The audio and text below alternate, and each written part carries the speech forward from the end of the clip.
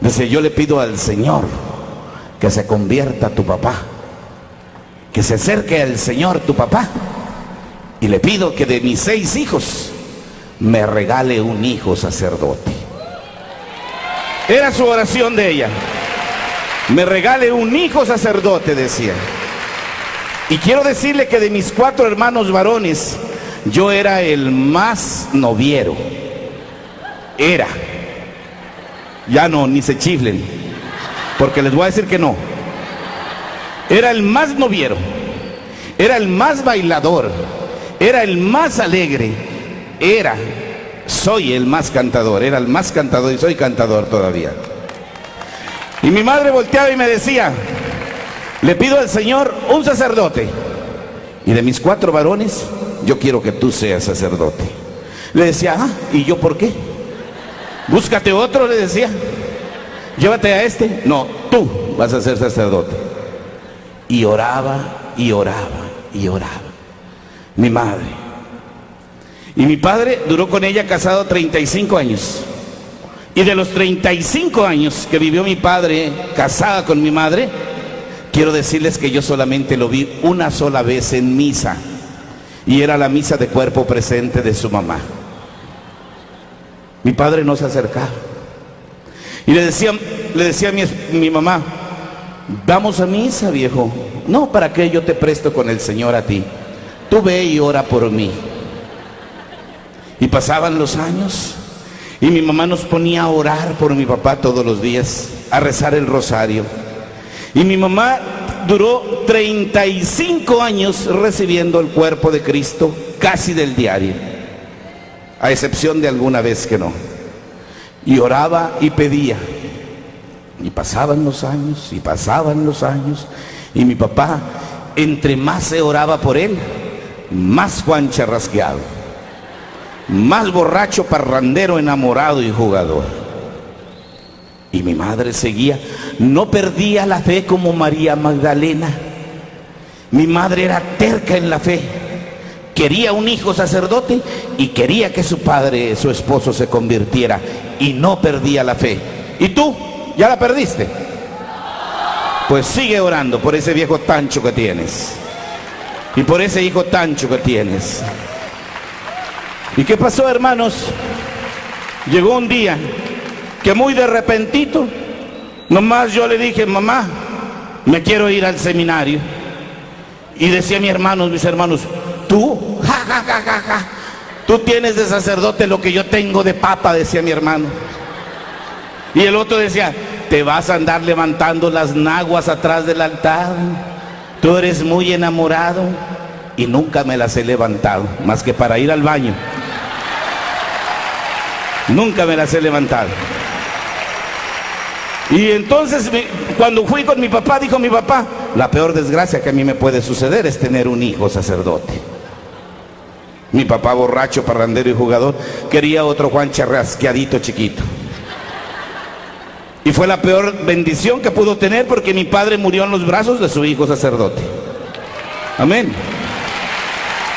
Y el Señor le concedió a mi madre, no lo vio, nunca me vio mi madre de sacerdote, nunca, pero ahora me está viendo.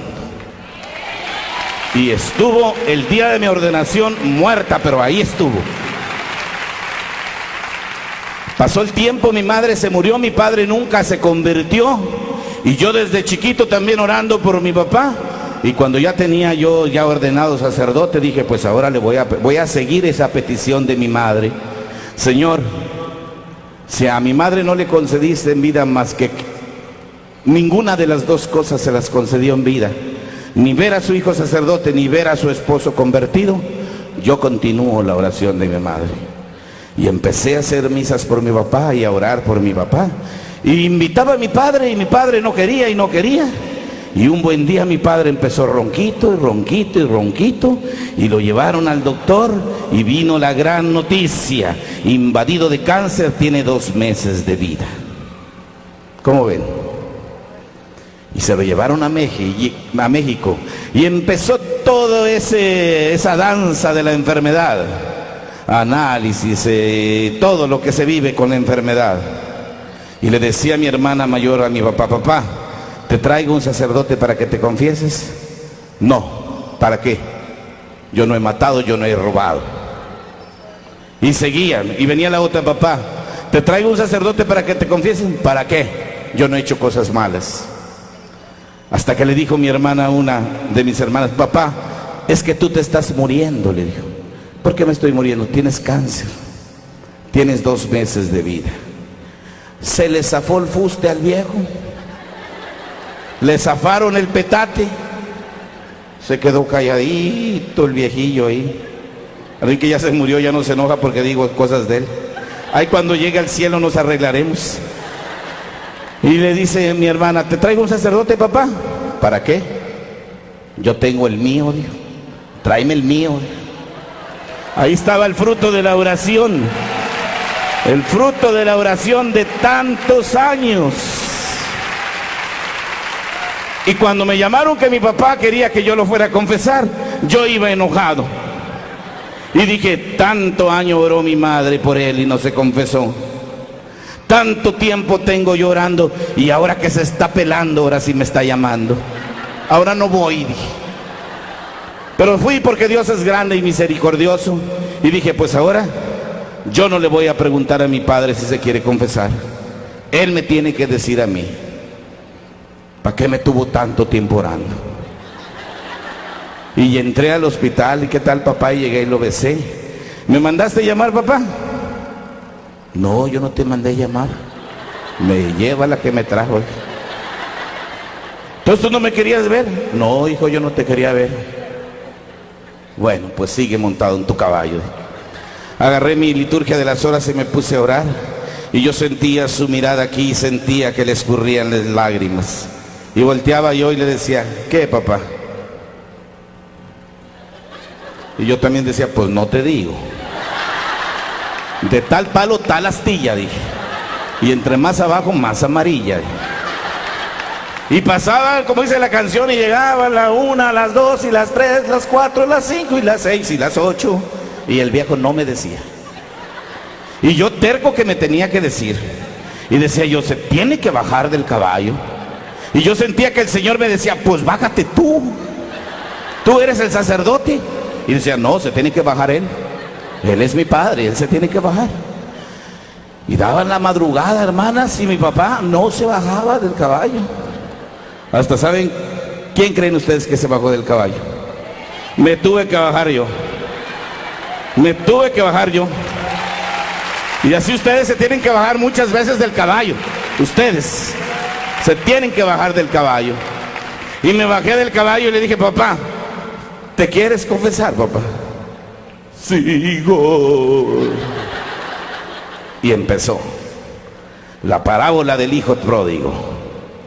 Y empezó la confesión. Y aquel hombre que a mí me había dado la vida, aquel hombre que me había dado la carne y la sangre, ahora estaba recibiendo de su hijo la vida eterna. Amén. La vida eterna estaba recibiendo. Gloria a Dios. Un aplauso al Señor por las grandes maravillas que hace.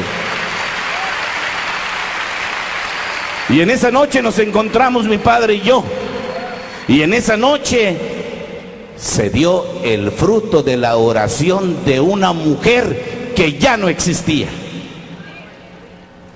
Por eso hoy vengo a invitarte a ti, hermana, a que no te desesperes, no te rajes, como dicen en México. Sigue rezando, sigue doblando tus rodillas, sigue ayunando, porque la única oración que Dios te escucha es la que nunca haces.